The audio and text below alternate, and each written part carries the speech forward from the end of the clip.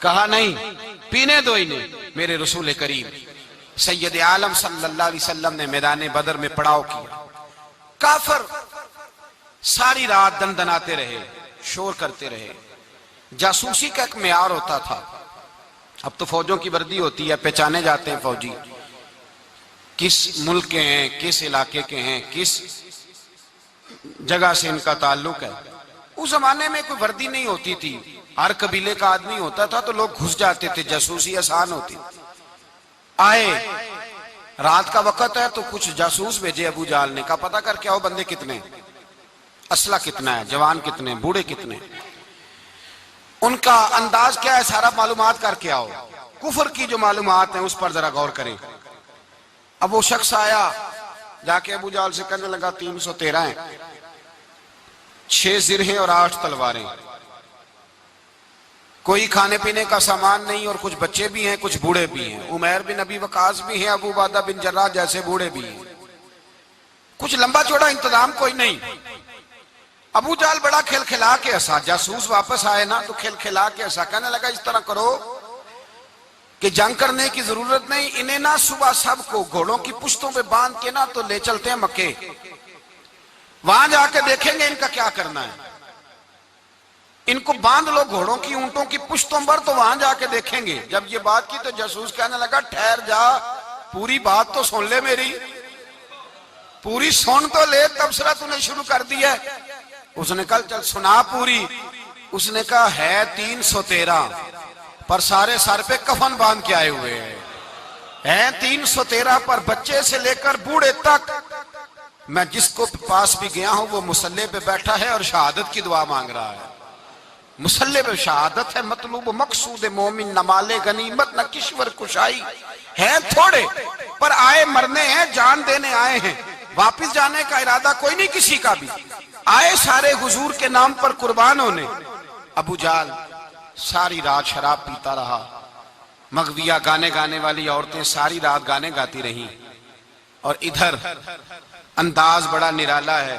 حضرت ابو بکر صدیق رضی اللہ تعالیٰ عنہ فرماتے ہیں کہ صحابہ نے مشورہ کیا کہ نبی پاک صلی اللہ تعالیٰ علیہ وسلم کی طرف سب سے پہلے توجہ کریں گے کافر، حضور کے لیے کسی محفوظ جگہ کا بندوبست کیا جائے، ایک چھپر، ایک عریش، ایک جھونپڑی پہاڑ کے اوپر بنا دی گئی حضور کے لیے۔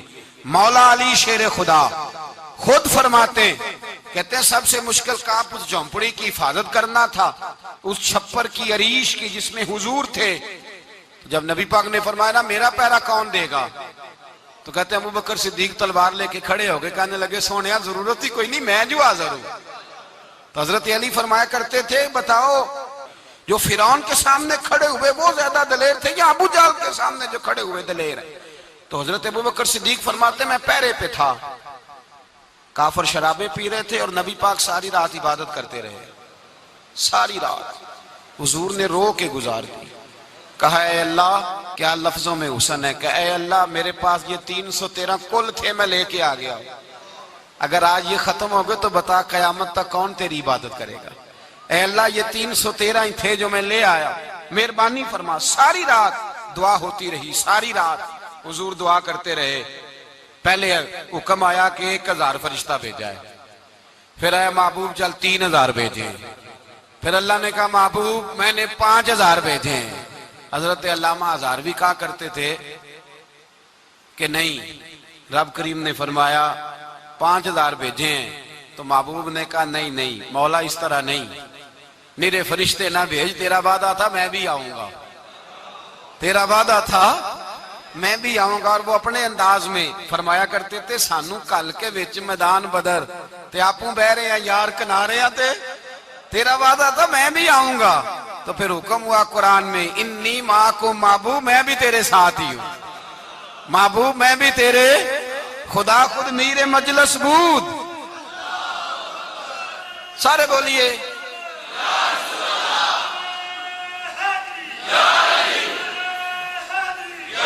بھئی آج تو دن ہے نا نعرے لگانے کا، یوم البدر منا رہے ہیں، تو آج تو ٹھنڈا ٹھنڈا نعرہ نہ لگائیں، میں نے اپیل کی تھی کہ نعرہ تحقیق بھی لگایا کریں۔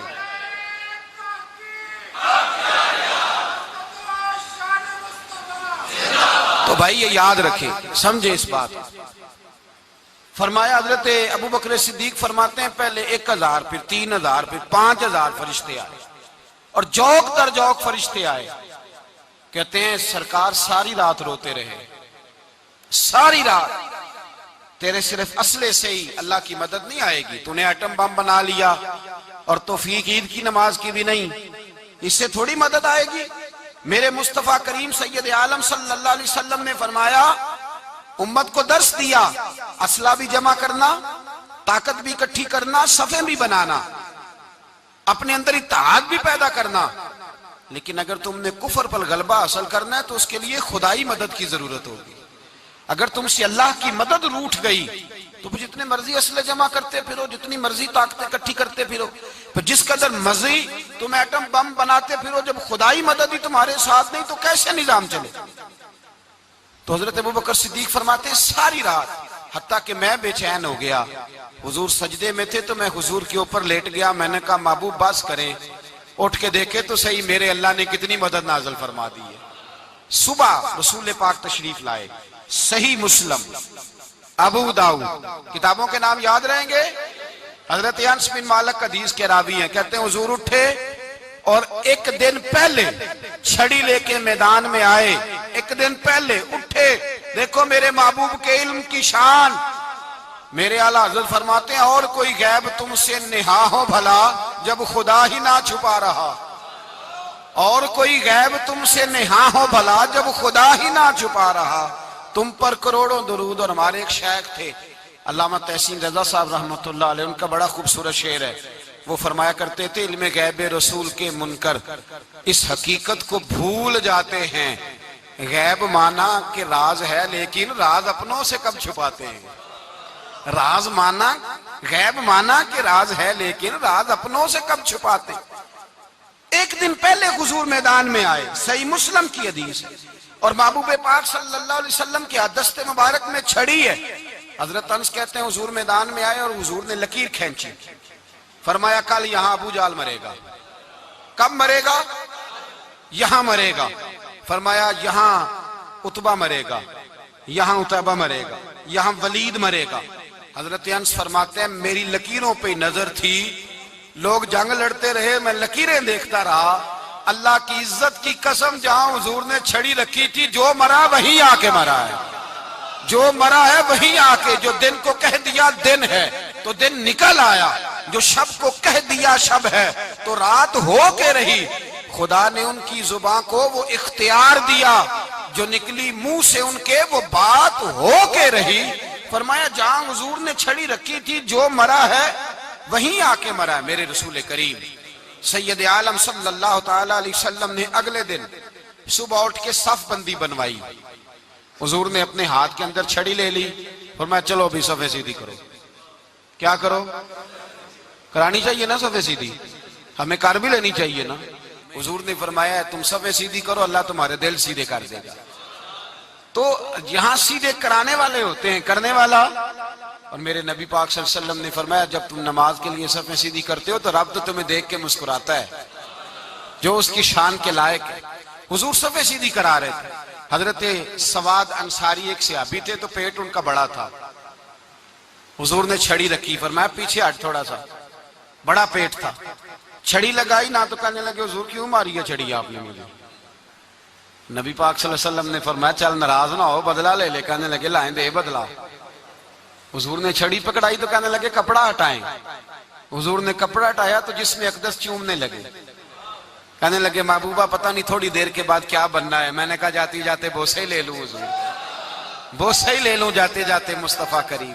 اور یہ واقعات کئی صحابہ کے, حضرت عکاشہ بن محسن کا بھی ہے اور بھی کئی لوگوں کا. میرے رسول پاک علیہ السلام میدان بدر میں, بدر کی فضا عرض کر رہا ہوں. 2 صحابی تھے, ایک کا نام حضرت حذیفہ بن یمان اور ایک کا نام حضرت حسیل. یہ 2 صحابی ہیں رسول پاک صلی اللہ علیہ وسلم. یہ کہیں سے آ رہے تھے واپس. ابو جال کی ملاقات ہو گئی. جنگ میں جا رہے ہو, اپنے نبی کے لیے آئے ہو, مدد کرو گے؟ انہوں نے کہا نہیں ہم تو ویسے ہی آ رہے تھے. ابو جال نے کہا اگر ویسے ہی آ رہے تھے تو ٹھیک ہے جاؤ. وعدہ کرتے ہو لڑو گے تو نہیں؟ کہا نہیں لڑیں گے. یہ دونوں وعدہ کر کے آ گئے حضور کے پاس. کہا یا رسول اللہ ہم نے اس سے وعدہ کر لیا ہے لیکن ہمارا ارادہ تو لڑائی کرنے کا ہے، ہمیں تو یہاں کے پتا چلا ضرورت بڑی ہے۔ تو نبی پاک صلی اللہ علیہ وسلم نے فرمایا تم نے وعدہ کر لیا اب تم نہیں لڑو گے۔ کہا یا رسول اللہ کافر سے وعدہ کیا ہے۔ میرے نبی پاک نے فرمایا کیا تو مومن نے ہے نا۔ کس نے کیا ہے؟ اللہ اکبر۔ کوئی وعدوں کی پاسداری نہیں کرتا۔ میدان بدر میں جہاں ایک ایک فرد کی ضرورت ہے، ایک ایک فرد کی، وہاں رسول پاک نے فرمایا مومن نے وعدہ کیا ہے لہذا ہم دو مجاہد کاٹتے ہیں، فرمایا تم بیٹھ جاؤ تم نہیں لڑو گے۔ اب دونوں لشکر آمنے سامنے ہوئے، آمنے سامنے۔ سب سے پہلے آنے والوں میں سے ادھر سے ولید آیا، عتبہ آیا، اس کا بھائی شیبہ آیا، یہ تین آئے۔ کہنے لگے حضور ہمارے مقابلے میں بھیجے۔ نبی پاک نے انصار میں سے بھیجا، کہنے لگے یہ نہیں ہمیں چاہیے، ہمارے مقابلے میں قریشی اور ہاشمی بھیجو۔ برادری کا بڑا شوق تھا نا قریشی۔ حضور نے فرمایا چلو تمہارا جلدی مرنے کا ارادہ ہے تو بھیج دیتے ہیں، ٹھیک ہے تمہارے پائے کے بھیج دیتے ہیں۔ حضور نے فرمایا چلو امیر حمزہ اٹھو۔ حضرت امیر حمزہ اسد اللہ و رسولہ اٹھ کے کھڑے ہو گئے، فرمایا چلو علی آپ بھی اٹھو۔ شیر خدا تو یوں اٹھے کہ جیسے پہلے سے ہی کھڑے تھے۔ حضور نے فرمایا چلو ابو عبادہ بھی اٹھے، تینوں صحابی اٹھے۔ حضرت عبادہ ذرا بوڑھے تھے، ان کے لیے تھوڑا مشکل ہوا دشمن کو سنبھالنا، باقی تو دونوں نے کاٹ کے رکھ دیے دشمن۔ اور حضرت علی رضی اللہ تعالیٰ نے دیکھا نا جناب عبادہ ذرا زخمی ہو گئے، دشمن ان کا بھاری ہو رہا تو دوڑے گئے، مارا حضرت عبادہ کا دشمن بھی مارا، اور جناب ابو عبادہ کو کندھوں پہ اٹھا کے در رسول پہ لے گئے۔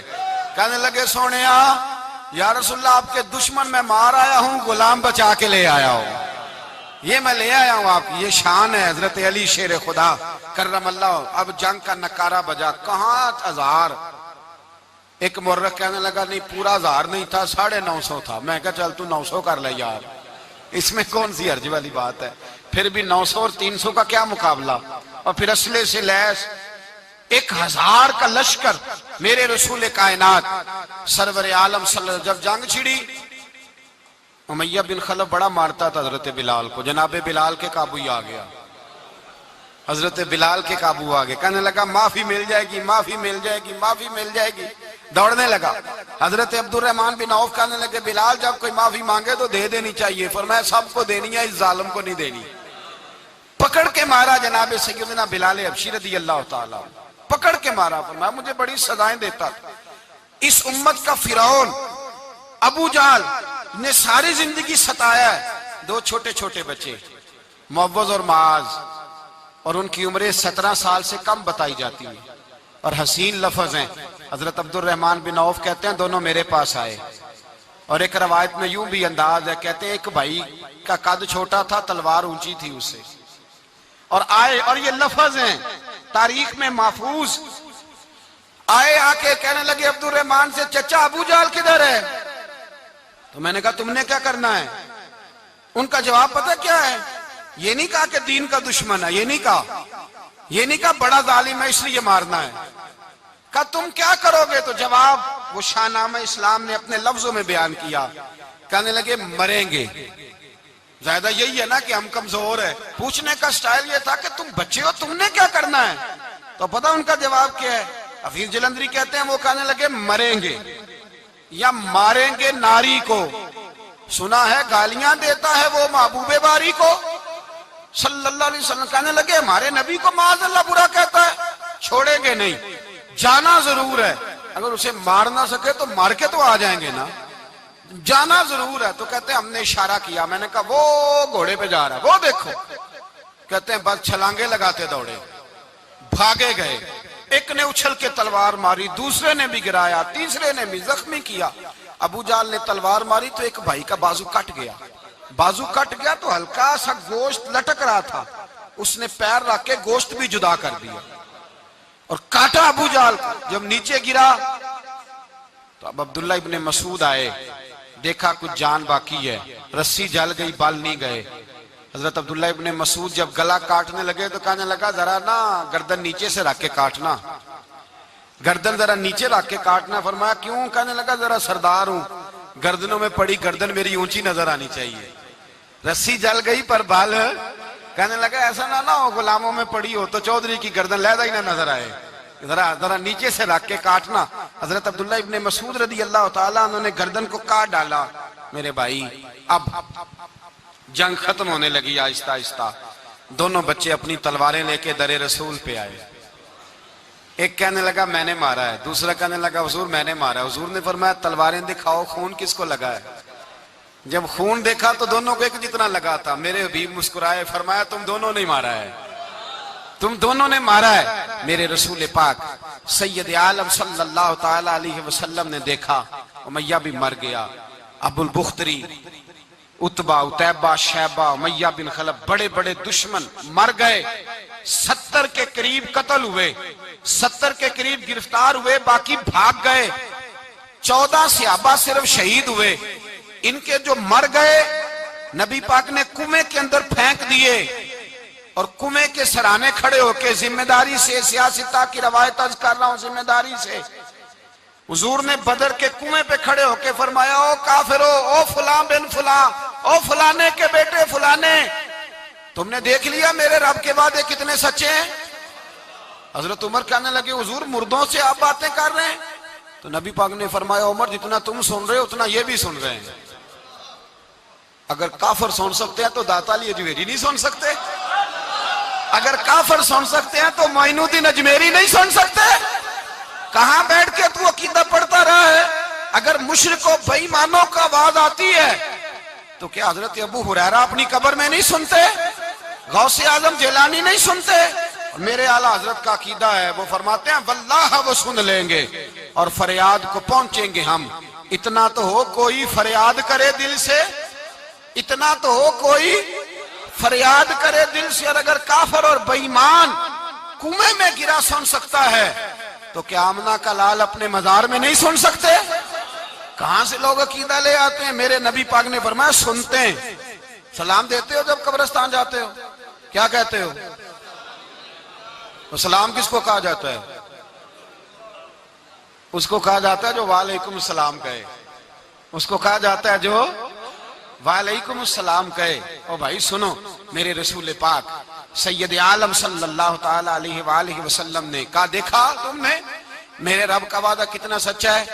یہ کہہ کے میرے رسول پاک آئے، ایک آدمی کو پہلے بھیجا، فرمایا جاؤ جا کے خوشخبری دے دو، اللہ نے فتح دے دی ہے، خوشخبری دو۔ پھر حضور آئے۔ ان گرفتار ہونے والوں میں حضور کے اپنے داماد ابو العاص بھی ہیں، حضور کے چچا جناب عباس بھی ہیں، وہ بھی ہیں، اور بھی کئی لوگ ہیں گرفتار ہونے والے آئے۔ حضرت انس کہتے ہیں آدھی رات کا وقت تھا، جب ان کو لایا گیا نا گرفتار کرنے والوں کو مدینے، تو صحابہ کو غصہ ہی بڑا تھا، کس کس کے رسیاں باندھ دی۔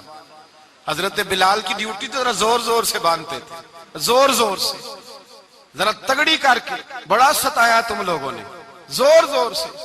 کہتے ہیں آدھی رات کا وقت ہوا، میں مسجد میں آیا تو حضور کو بے چینی سے ٹہلتے دیکھا مسجد میں۔ تو میں نے کہا حضور کیا ہوا؟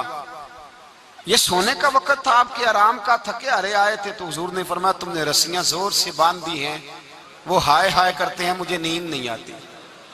نیند حضور وہ دشمن ہے، وہ آپ کا دشمن ہے۔ فرمایا وہ میرے دشمن ہے پر میں تو رحمت للعالمین ہوں، ذرا ڈھیلی کر دو، سو جائیں تو میں بھی سو جاؤں۔ سویرے حضور نے صحابہ کو بلایا، فرمایا ان کا کرنا کیا ہے؟ حضرت عمر کا مشورہ سنو۔ حضرت عمر کہنے لگے حضور جو میرے رشتہ دار ہیں میرے حوالے کرے، پہلے میں ان کی گردنیں کاٹوں، جو ابو بکر کے ہیں اس کو ان کی گردنیں کاٹے، جو عثمان کے ہیں علی کے ہیں ان کو دو، سب کو کاٹیں، اپنے اپنے رشتہ داروں کو۔ میرا جو ہے میں اپنے ہاتھوں سے اسے ذبح کروں گا، میرے نبی کی دشمنی کرتا ہے۔ حضور نے فرمایا عمر تیرا فیصلہ ذرا تگڑا ہے، تھوڑا نرم چاہیے۔ حضرت ابو بکر صدیق کو بلایا، فرمایا تیرا کیا ارادہ ہے؟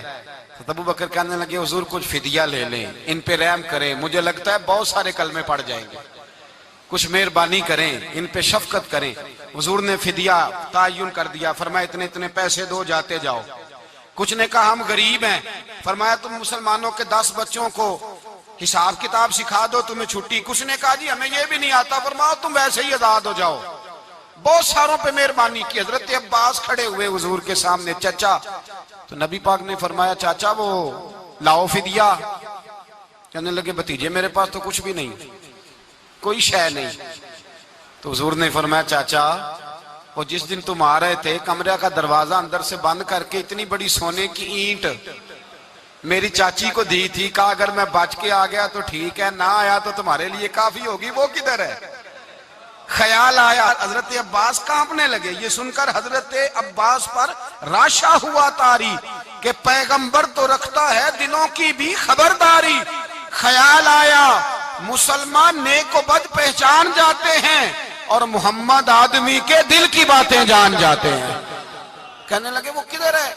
تو جناب عباس کہنے لگے محبوبہ وہ تو فدیہ تو میں دوں گا ہی اب، لیکن میں مان گیا ہوں آپ اللہ کے سچے رسول ہیں، اس لیے کہ میرے اور میری بیوی کے علاوہ کسی کو اس بات کی خبر نہ تھی۔ اسی جنگ میں حضرت ختیجہ کا وہ ہار آیا جس کا تذکرہ میں پچھلے دنوں کر چکا، اللہ تعالیٰ نے فتح دی۔